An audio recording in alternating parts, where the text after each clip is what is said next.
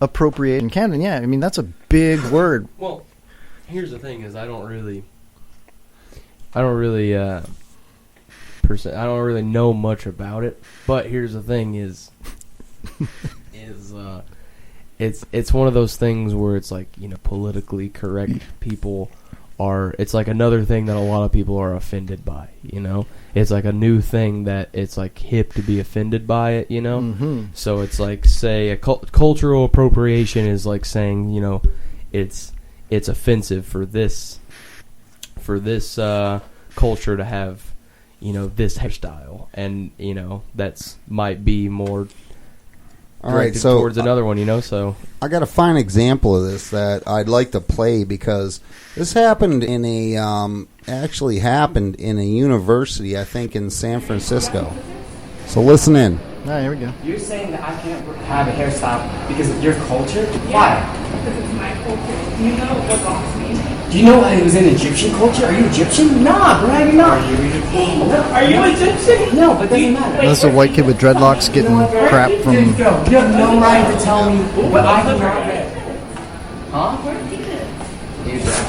Yo, girl, stop touching me right now. Yo, girl, stop touching me right now. Yo, Jay, stop touching me right now.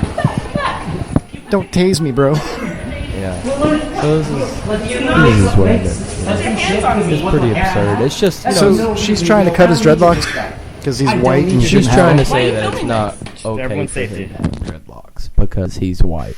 Right. You So know, what do you think about that, Camden? Should I think it's fucking absurd. yeah.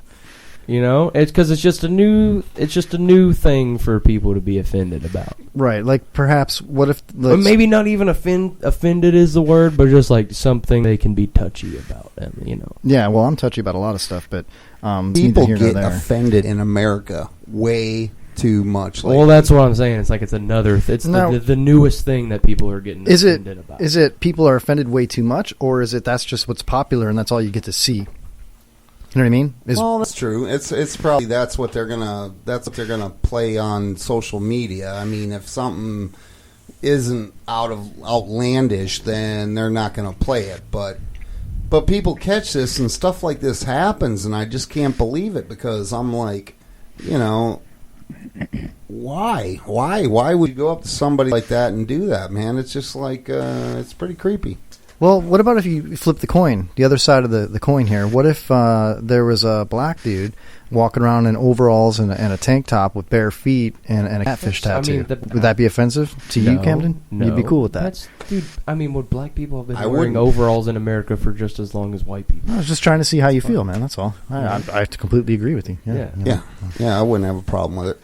I don't really have a problem with anything except for Camden's bare feet, man. Because look at they're kind of chubby, and then the toes are like little claws, little bear claws. They're hairy, and they're fucking hairy as hell, dude. Oh my god, dude. It's like if you grew your beard a little bit longer, you could just like braid it into your feet, dude, and you could just roll up like a hedgehog. Yeah, and instead of having blankie time like last time you sat in the show, you just have the hedgehog time. You just look at Camden in the corner, all cute, Camden, curled up like a just hedgehog. fire up a cigarette over there. Just fire up a cigarette and look at him and say, "Fuck you, Kevin." Yeah, deal with it. You guys wanna talk a minute about the appropriations and then what we're talking about? Give some wisdom to this 65 conversation. years ago, when I graduated from high school, race relations in this country sucked. I mean, the black man had a legitimate gripe. Sure, yeah. And through a few of them that really made an effort, and through a lot of white men that helped prove the white man's theories wrong, there's been a tremendous amount of gain in white-black relationships. Mm-hmm. And the big money guys want the separation between the races. Currently they do, yes. They always have, and they always will. So that's one of the reasons that Obama got elected. Mm-hmm. And he's done a pretty good job of putting race relations back where they were, or maybe even in a worse state than they were back in 1951 when I graduated from high school. Agreed. So all this stuff that they're stirring up, black against white, boo, boo, boo, boo, it's just to keep the races divided and justifying the white man's wrong feeling about the black man being this, the black man's feeling about the white man being that. Anytime you got wrongs connecting on both sides of the fence, you're going to have people bitching and moaning and screaming, and nonsense of it is, as long as the two races stay divided, they'll never unite together and get common good for everybody. Yeah, and if they did unite, which I think they really are behind the scenes, then, you would have this opportunity for the people to rise up above the two-party system that we have now. You know what I mean? The ones that have rose above, and there are a lot of them, are doing a lot, but there's a lot of the kids in the inner cities that they've got a bitterness in their hearts, and they got a false sense of security when Obama became the president, and they don't realize that they're going to have to be responsible, just like all the other ones before them. Exactly. To ever amount to anything. And you know what, Pops? When you look at social media and the regular news media, the mainstream media, they are funneling, because they're owned. They're funneling what they want us to hear and they want us to see. So a young person in the inner city turns on the TV or goes on Facebook or gets their phone up on Twitter or whatever it might be. They see a constant stream of this negativity because that's what they're putting out there for them. Yeah. It's almost like they're keeping people believing things like that. You know what I mean? It's ridiculous, Pops. And sometimes I wish that, you were, I'm sure you do as well, but I wish you were my age, Pops. If you were 40 years old, man, the things that we would talk about, that we see, you know what I mean? But I appreciate, of course, the wise, if I was your age, I wouldn't know any more than you do. But you would have the social media opportunities that I have right now, right? Like right now, you don't. I could see. Yeah, that's what I'm going to say. Basically, yeah, you know what I mean. So it's kind of hard for me to explain it. I'd give both of my nuts if I could use a computer. And Jay would gladly take a couple of nuts too. I mean, I ain't giving anything away there that's of any value for sure. Right on. So Pops just brought us down to reality with the cultural appropriation, and I appreciate you, Camden, for bringing that to the table, because that's actually huge right now. People are talking about it. People are getting really upset about that. Yeah, agreed. And it's really nonsense, because in our daily lives, we talk about stuff like that. It doesn't affect us. It doesn't bother us. Well, the reason it's so absurd to me is because no one gave a shit until yesterday, Yeah, right. Well, because if the white man is doing something that pisses the black man off, it's giving them something to scream about. Vice versa, if the black man is doing that pisses the white man's off, he's got something to, and so just it's doing what they want. It's how we accept it, that if we don't wake up to realize what it's all about, we'll just keep getting pissed off, and we'll just go down the road. Yeah. It's important that there's radio programs like ours to really keep the main population of our country straight. You know what I mean? So definitely listen to the Kevin Hawley Show every Wednesday night, and listen to our show reels. Repeat it. It runs on our website, which is not completely finished still. I know I said I'd have it ready this week, but it's not quite ready yet, but it will be. I'd just like to take a break to just say that. Good things never come easy. No, I'd just like to take a moment and say that Chuck's back's lives matter too. So Chuck's back. He threw his back out, man. Yeah. He did. He did. That's why we have Mudcat in here tonight. And and I'm personally, it might be an improvement. I don't know. Chuck, you might be out, dude. You might be homeless and out of work. No, it's going to be Don't worry, Mudcat. If Chuck wants to come back, I'll step aside for you. No. No, Camden's not coming on full time. No, no, Camden. Fuck no. Mudcat. If you want to stay, and Pops doesn't want to go, I'll leave. What if? Listen. What if I'm better than Chuck? Well, then I'll impossible. leave. I mean, I'll give you my computers and everything, dude. I'll take Wednesday nights off and sit at the house, get drunk. No, I don't like where this is going, you guys. I mean, I'm the host. I mean, we're all quitting on you, dudes. I could fire you all. Just be me and Pops. How about that? How about just me and Pops? Pops and Kevin. Pops was the first to anarchy on this. What are you talking about? It's because of you and Camden. That's why, dude. We started it. If it was just me and Pops, we'd have a quality program. Yeah, Pops was the first to revolt. Yeah. Fuck you, Sorry, Camden. Kev. Fuck you, guys. Fuck you, Camden. Just kidding. We'll talk about my pay increase later. So pain increase. Well, I see that I'm up I'm supposed to say something about the moon. And the moon is a fascinating thing. I'm sure you all know that, and it has an effect. But there's a group now that have been formed, appointed. I don't know if it's a commission or a study group or what it is, but they're supposed to be pretty important people.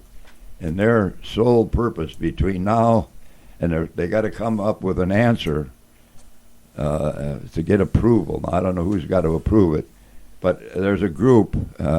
Maybe this is part of Camden's thing. They're creating a problem, but people are dissatisfied that we call our moon the moon. Many planets all have moons, but many of them have very sophisticated names for their moon. And this group is set up now, and aside from scratching their balls, they're going to have to come up with a name that everybody in this country will be happy with for our moon. And I thought it was interesting that we're gonna have a name for our moon. What are they going to name it? Any ideas? What? Any ideas of what they're going to name it? Oh, no. Maybe Blue I Moon? doubt that it'll be Blue Moon or Luna or anything like that, but they're working Don't on do it it, now. Kevin. I don't know Don't do if they got a big commission from Soros or from the United States Treasury, or it should say the Federal Reserve, because they're the only one got any paper money left. Well, what about those people that bought the stars on eBay? Name a star, buy a star. You get a title to this, the rights to a star. Well, what if somebody already bought the moon? No, I don't think it was for sale. Are you sure? You don't think the moon was for sale? What? You don't think the moon was for sale?